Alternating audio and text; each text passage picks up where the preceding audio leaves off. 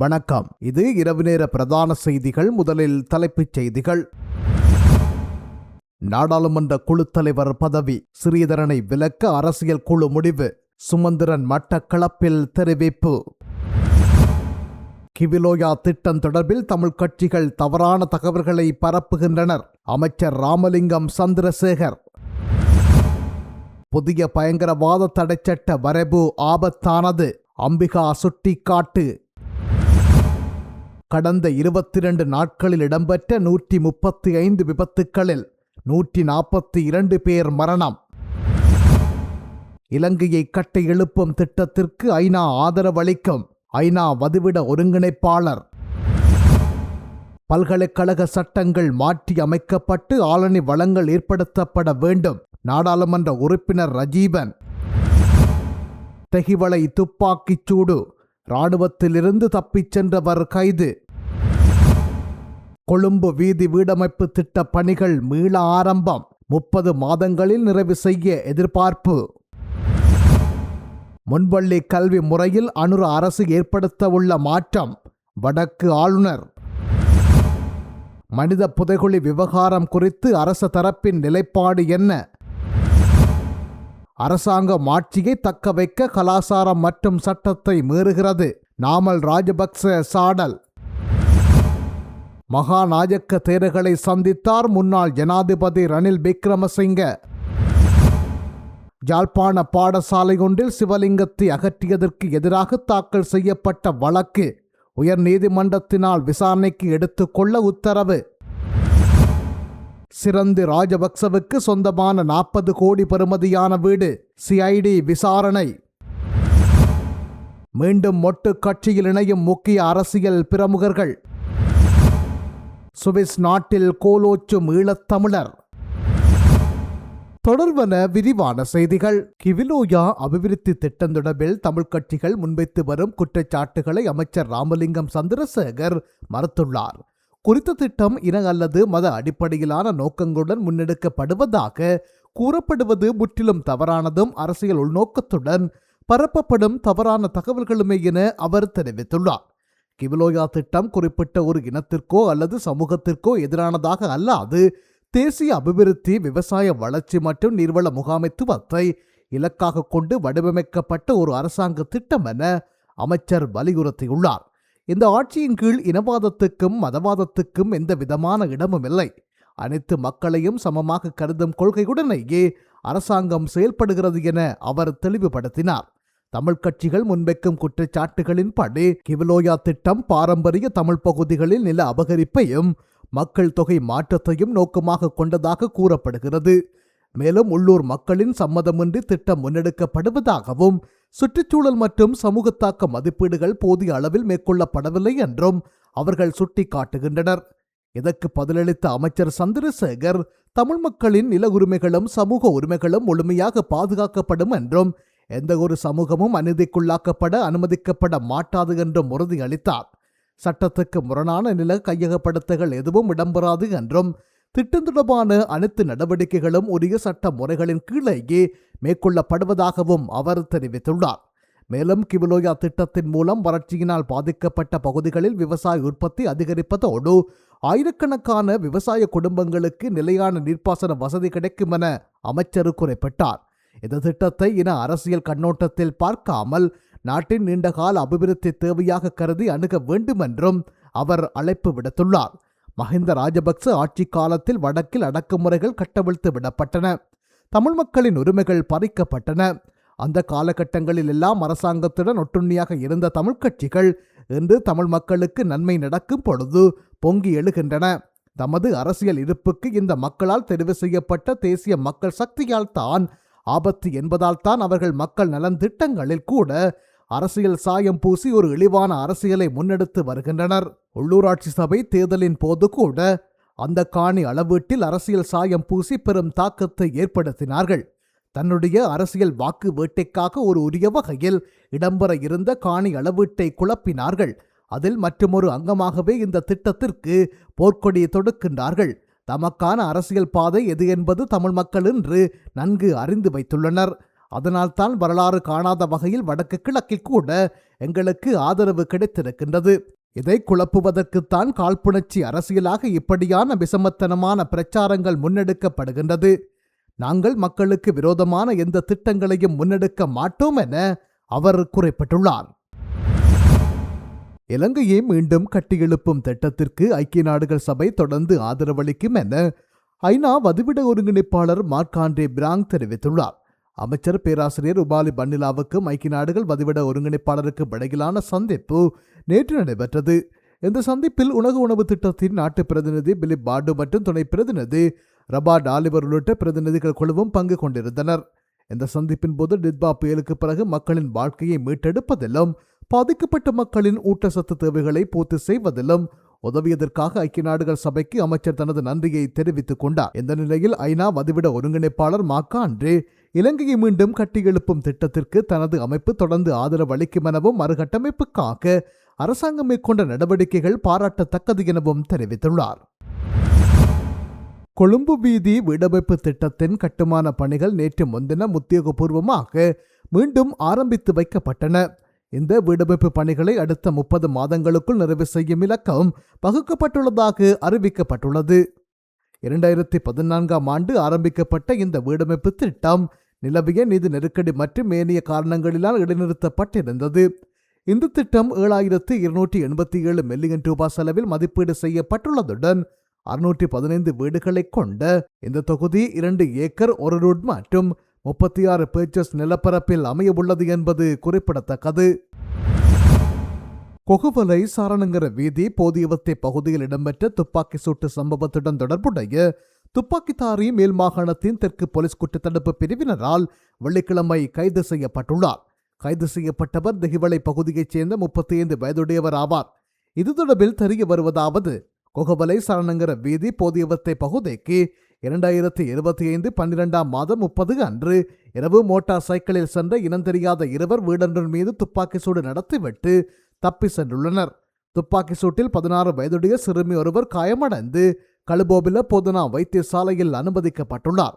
இதனையடுத்து போலீசாரால் மேற்கொள்ளப்பட்ட விசாரணைகளில் துப்பாக்கி சூட்டுக்கு இலக்கு வைக்கப்பட்டவர் சிறுமி அல்ல, சிறுமியின் தாய் என தெரிய வந்துள்ளது. இது தொடர்பில் போலீசாரால் மேற்கொள்ளப்பட்ட மேலதிக விசாரணையில் இந்த துப்பாக்கி சூட்டு சம்பவத்துடன் தொடர்புடைய துப்பாக்கிதாரி தெகிவளையில் கைது செய்யப்பட்டுள்ளார். கைது செய்யப்பட்ட துப்பாக்கிதாரி இராணுவத்திலிருந்து தப்பி சென்றவர் என போலீஸ் விசாரணையில் தெரிய வந்துள்ளது.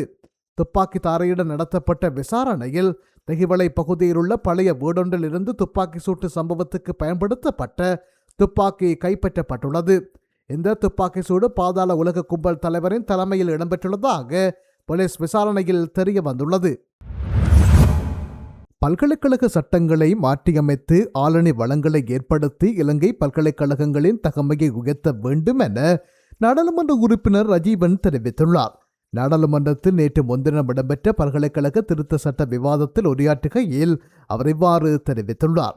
துணைவேந்தர்களை நியமிப்பது பேரவை சிபாரசின் அடிப்படையில் நிகழ்கின்றது. இதுவரை காலமும் துணைவேந்தர்கள் தமது விருப்பப்படி துறை தலைவர்களையும் பீடாதிபதிகளையும் நியமிக்கின்றனர். நியமனத்தில் கட்டுப்பாடுகள் விதிக்கப்பட வேண்டும். பல்கலைக்கழக மானியங்கள் ஆணைக்குழுவினுடைய பலமான கண்காணிப்போடு பேரவை சட்டங்களில் மாற்றங்கள் கொண்டுவரப்பட வேண்டும். பல்கலைக்கழகங்களுக்கு நிரப்பப்பட வேண்டிய ஆளணி கோரப்பட்ட நிலையில் அமைச்சரவை அனுமதி வழங்கியுள்ளது. எனவே பல்கலைக்கழக சட்டங்களை மாற்றியமைத்து பல்கலைக்கழகங்களுக்குரிய ஆளணிகளை நியமித்து இலங்கை பல்கலைக்கழகங்களின் தகமையை உயர்த்த வேண்டும் என அவர் மேலும் தெரிவித்துள்ளார். 2026ஆம் ஆண்டின் முதல் 22 நாட்களில் 135 வீதி விபத்துக்கள் பதிவாகியுள்ளதுடன் 142 பேர் விபத்துக்களில் உயிரிழந்துள்ளதாக கூறியுள்ள அமைச்சர் ஆனந்த விஜயபால நாளொன்றில் 8 பேர் வீதி விபத்துக்களால் உயிரிழப்பதாகவும் தெரிவித்துள்ளார். கொழும்பில் நேற்று முன்தினம் இடம்பெற்ற ஊடக சந்திப்பில் இவ்வாறு தெரிவித்துள்ளார்.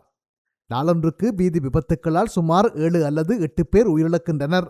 கடந்த 22 நாட்களில் மட்டும் 135 விபத்துக்கள் இடம்பெற்றுள்ளன. இந்த விபத்துக்களினால் 142 பேர் சாரதிகள், 50 பேர் பாதசாரிகள், மற்ற அனைவரும் பயணிகள் ஆவர். நாட்டில் வீதி விபத்து ஒரு சமூக பிரச்சனையாக மாறியிருக்கிறது. கடந்த 22 நாட்களில் போதைப்பொருள் பயன்படுத்திவிட்டு வாகனம் செலுத்திய 480 சாரதிகள் கைது செய்யப்பட்டுள்ளனர் என்று அவர் மேலும் தெரிவித்துள்ளார். தற்போது நடைமுறையிலுள்ள பயங்கரவாத தடை சட்டத்துக்கு பதிலாக கொண்டுவரப்பட உள்ள அரசை பயங்கரவாதத்திலிருந்து பாதுகாக்கும் சட்டவரைவு தொடர்ந்தும் பாதுகாப்பு துறையினருக்கு அதீத அதிகாரங்களை வழங்கும் சட்ட வரைவாக காணப்படுவதாக இலங்கையின் முன்னாள் மனித உரிமைகள் ஆணையாளர் சட்டத்தரணி அம்பிகா சற்குணநாதன் தெரிவித்துள்ளார்.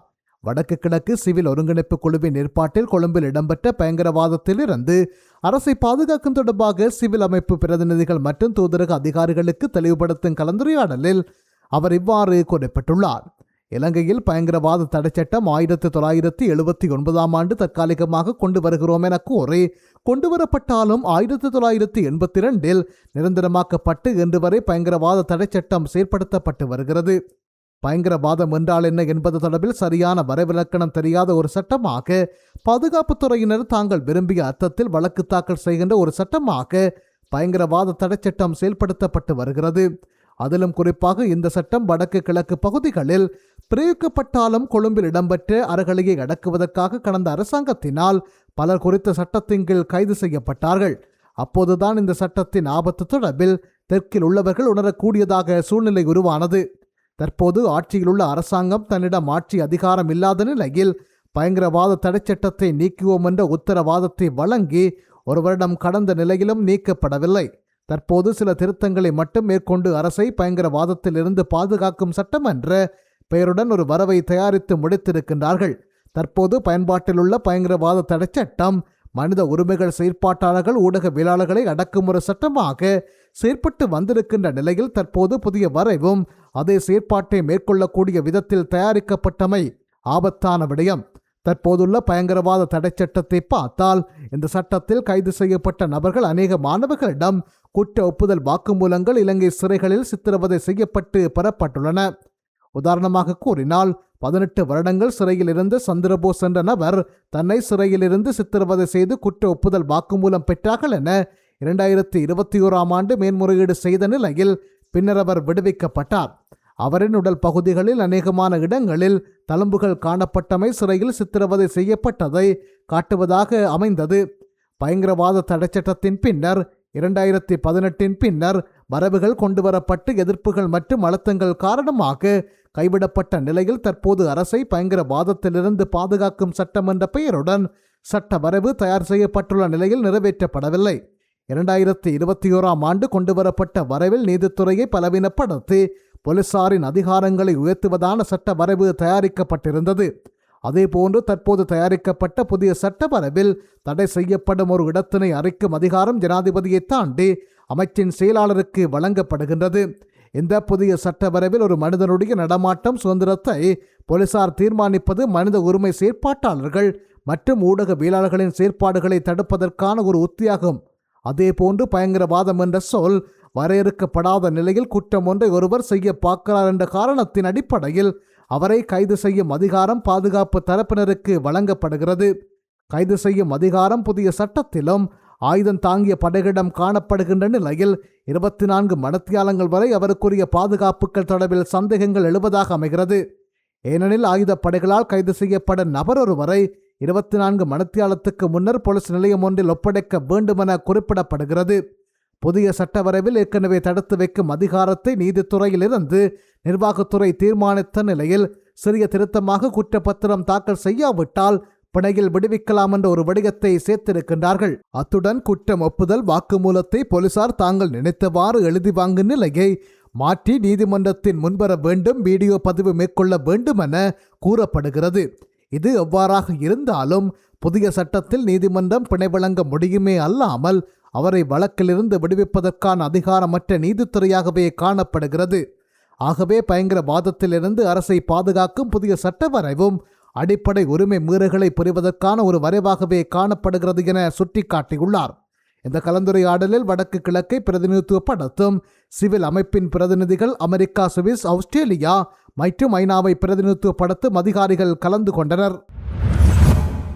இலங்கையில் உள்ள முன்பள்ளி கல்வி முறையை சீர்படுத்தி அதனை ஒரே தரத்தின் கீழ் கொண்டு வருவதற்கு தற்போதைய அரசாங்கம் சிறப்பான நடவடிக்கைகளை எடுத்துள்ளதாக வடக்கு மாகாண ஆளுநர் நாகலிங்கம் வேதநாயகன் தெரிவித்துள்ளார். அத்துடன் பிரதமர் கரணி அமரசூரிய இதில் விசேட அக்கறை செலுத்தி வருவதாகவும் இந்த திட்டம் முழுமையடையும் போது முன்பள்ளி தொடர்பான பல குறைபாடுகள் தீர்க்கப்படும் எனவும் அவர் மேலும் சுட்டிக்காட்டியுள்ளார். காரநகர் அம்பாள் முன்பள்ளியில் புதிய கட்டட திறப்பு விழாவில் இன்று கலந்து கொண்டு உரையாற்றும் போது அவர் இவ்வாறு குறிப்பிட்டுள்ளார். அவர் மேலும் தெரிவிக்கையில், பிள்ளைகளின் ஆளுமை விருத்தியில் முன்பள்ளி கல்வியே முக்கிய பங்காற்றுகின்றது. அதுவே சிறந்ததொரு எதிர்கால சமூகத்துக்கான அத்திவாரமாகும். பெற்றோர்கள் பாடங்களை கற்பிக்கும் இடங்களை விட நல்ல பழக்க வழக்கங்களை போதிக்கும் இடங்களிலேயே தங்கள் பிள்ளைகளை சேர்க்க வேண்டும். சிறு பராயத்தில் அவர்கள் பழகும் நற்பண்புகளே அவர்களை சமூகத்தில் சிறந்தவர்களாக வழிநடத்தும். இலங்கையில் முன்பள்ளிகள் வெவ்வேறு கற்பித்தல் முறைகளை கொண்டுள்ளன.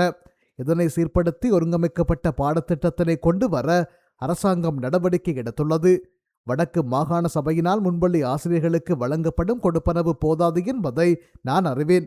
தற்போதைய நிலையில் அதனை உடனடியாக அதிகரிக்க முடியாவிட்டாலும் எதிர்காலத்தில் அரசாங்கம் இதனை ஒரு நிரந்தர கட்டமைப்புக்குள் கொண்டு வரும்போது இந்த பிரச்சனைகளுக்கு தீர்வு கிட்டும்.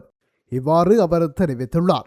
இந்த நிகழ்வில் வடக்கு மாகாண ஆளுநர், யாழ்ப்பாண மாவட்ட செயலாளர், காரநகர் பிரதேச செயலாளர், தீவக வலயக்கல்வி பணிப்பாளர், காரநகர் பிரதேச சபை தவிசாளர், தீவக வலயக்கல்வி பணிப்பாளர், உதவிக்கல்வி பணிப்பாளர் ஆகியோர் கலந்து கொண்டனர்.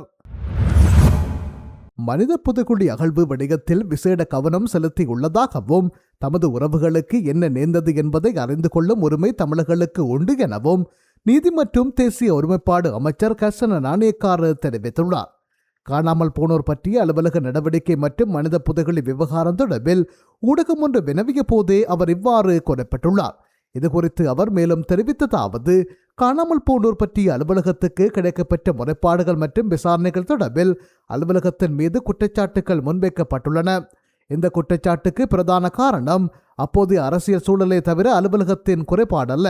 காணாமல் போனோர் பற்றிய அலுவலகத்தின் நிலவும் ஆளணி பற்றாக்குறைக்கு தீர்வு காண்பதற்காக முதற்கட்டமாக 65 பேரை சேவையில் இணைத்துக் கொள்வதற்கு நடவடிக்கை எடுத்துள்ளோம். அதேபோல் விசாரணை அதிகாரிகளுக்கு பயிற்சி அளிப்பதற்காக 375 மில்லியன் ரூபாய் ஒதுக்கப்பட்டுள்ளது. காணாமல் போனோர் விவகாரம் மனித புதைகுழி விவகாரத்தில் வெளிப்படையாகவே செயற்படுகின்றோம். இந்த விடயத்தில் தமிழ் அரசியல் தலைமைகள் நமக்கு முழுமையான ஒத்துழைப்பு வழங்க வேண்டும். இந்த விவகாரத்தில் காணப்படும் தொழில்நுட்ப மற்றும் பொதுவான பிரச்சனைகளுக்கு தீர்வு காண்பதற்கு நாங்கள் தயாராகவே உள்ளோம்.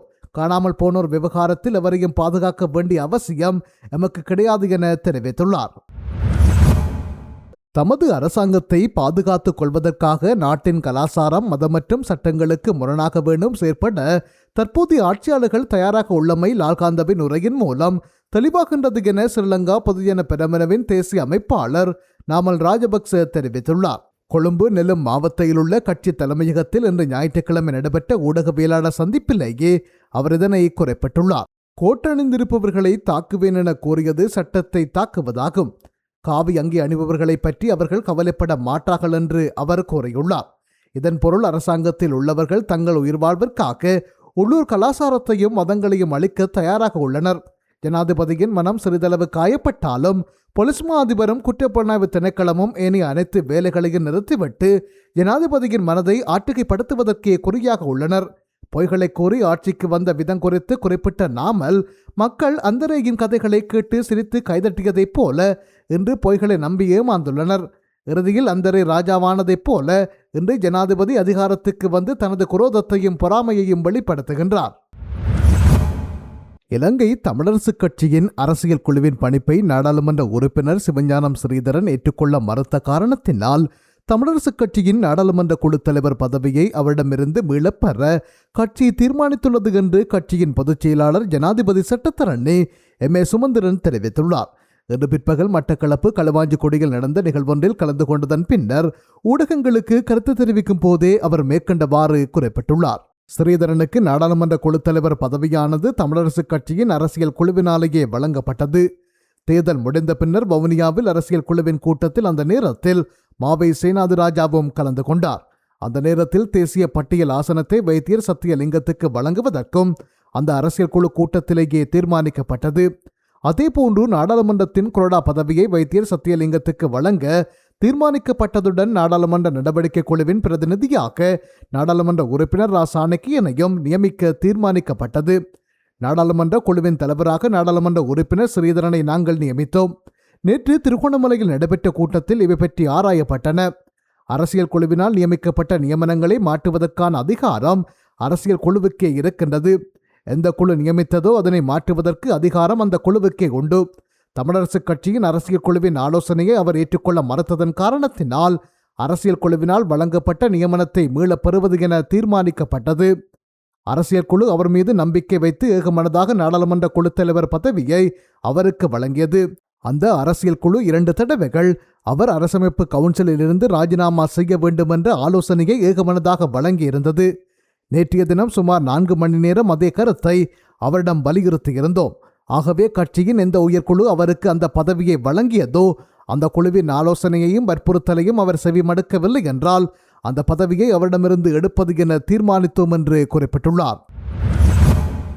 உலகில் உள்ள மற்ற நாடுகளின் அரசியல் கட்டமைப்பை விட சுவிஸின் அரசியல் கட்டமைப்பு வித்தியாசமாக இருப்பதனால் இதனை முன்னுதாரணமாக கொண்டே இலங்கை தீவில் இருக்கக்கூடிய பிரச்சனைகளுக்கு தீர்வு காண்பதற்காக இலங்கை தரப்பினர் இங்கு வந்து பேச்சுவார்த்தையில் ஈடுபட்டனர் என சுவிட்சர்லாந்து சென்கலன் நாடாளுமன்றத்தின் முதல்வரான ஈழத்தமிழர் துரைராஜா ஜெயக்குமார் தெரிவித்துள்ளார்.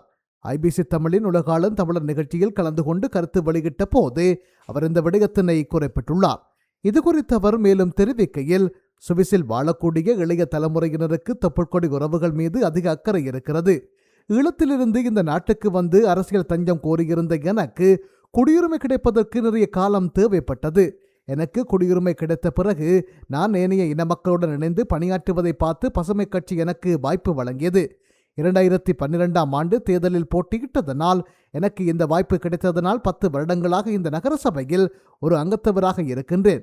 அதற்கான அங்கீகாரமாகத்தான் சென்கலன் நாடாளுமன்றத்தின் முதல்வராகும் வாய்ப்பு கிடைத்துள்ளது. சுவிஸில் யாரும் அரசியலில் இணையலாம்.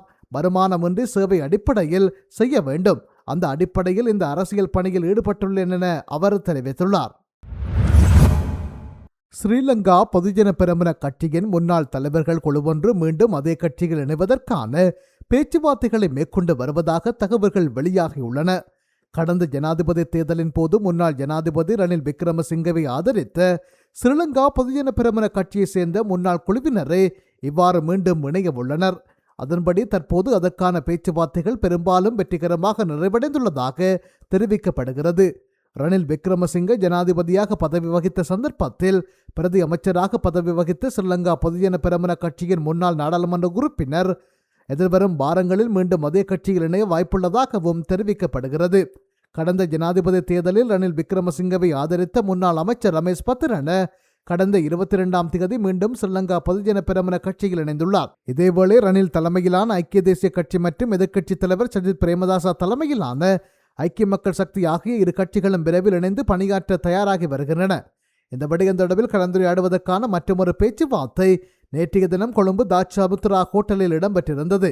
இந்த நிலையில் குறித்த கலந்துரையாடல் வெற்றிகரமாக நிறைவடைந்ததாகவும் எதிர்க்கட்சித் தலைவர் சஜித் பிரேமதாச தனது உத்தியோகபூர்வ எக்ஸ்தலத்தில் பதிவிட்டிருந்தமை குறிப்பிடத்தக்கது. முன்னாள் ஜனாதிபதி மஹிந்த ராஜபக்சவின் மனைவி சிறந்தி ராஜபக்சவின் பெயரில் வாங்கப்பட்டதாக கூறப்படும் கொழும்பு 5 ரொடிங்டன் வீதியில் அமைந்துள்ள சுமார் 40 கோடி பெறுமதியான வீடொன்று தொடர்பில் லஞ்சம் அல்லது ஊழல் விசாரணை ஆணைக்குழுவில் முறைப்பாடு அளிக்கப்பட்டுள்ளது. சிவில் சமூக ஆர்வலர் ஒருவர் தாக்கல் செய்த இந்த முறைப்பாடு தொடர்பில் லஞ்சம் மற்றும் ஊழல் விசாரணை ஆணைக்குழு ஏற்கனவே விசேட விசாரணைகளை ஆரம்பித்துள்ளது. முறைப்பாடு தொடர்பான உண்மைகளை சரிபார்க்க முறைப்பாட்டாளர்களிடமிருந்து மேலும் வாக்குமூலங்களை ஆணைக்குழு பதிவு செய்துள்ளது. விசாரணைகளின் அடுத்த கட்டமாக சிறந்தி ராஜபக்சவிடமிருந்து வாக்குமூலம் பெறப்படவுள்ளதாக தெரிவிக்கப்படுகின்றது. மஹிந்த ராஜபக்ச 2001ஆம் ஆண்டு முதல் ஜனாதிபதியாக பதவியேற்கும் வரை இந்த வீட்டில் தனது குடும்பத்தினருடன் வசித்து வந்துள்ளதாக முறைப்பாட்டில் சுட்டிக்காட்டப்பட்டுள்ளது. அவர் ஜனாதிபதியாக பதவியேற்ற பிறகு குறித்த வீடு சிறந்தி ராஜபக்சவின் பெயரில் வாங்கப்பட்டதாக முறைப்பாட்டில் தெரிவிக்கப்பட்டுள்ளது. இந்த வீட்டை வாங்குவதற்கு பயன்படுத்தப்பட்ட நிதி தொடர்பில் கடுமையான சந்தேகங்கள் எழுந்துள்ளதனால் இந்த விவகாரம் தொடர்பில் முறையான விசாரணை நடத்துமாறு முறைப்பாடு வழங்கப்பட்டுள்ளமை குறிப்பிடத்தக்கது. யாழ்ப்பாணம் இந்து கல்லூரியில் பிரதிஷ்டை செய்யப்பட்டிருந்த சிவலிங்கம் கல்லூரி அதிபரால் அகற்றப்பட்டதற்கு எதிராக 3 மனுதாரர்களால் தாக்கல் செய்யப்பட்ட அடிப்படை உரிமை மீறல் வழக்கை விசாரணைக்கு எடுத்துக்கொள்ள உயர்நீதிமன்றம் தீர்மானித்துள்ளது. குறித்த வழக்கு 23/1/2026ஆம் தேதி அன்று பிரதம நீதியரசர் பத்மன் சூரசேன மற்றும் உயர்நீதிமன்ற நீதியரசர்களான அச்சல வெங்கலப்புலி, மேனகா விஜயசுந்தர் ஆகியோர் முன்னிலையில் எடுத்துக்கொள்ளப்பட்ட போது வழக்கை முழுமையான விசாரணைக்கு எடுத்துக்கொள்ள உயர்நீதிமன்றம் தீர்மானித்தது.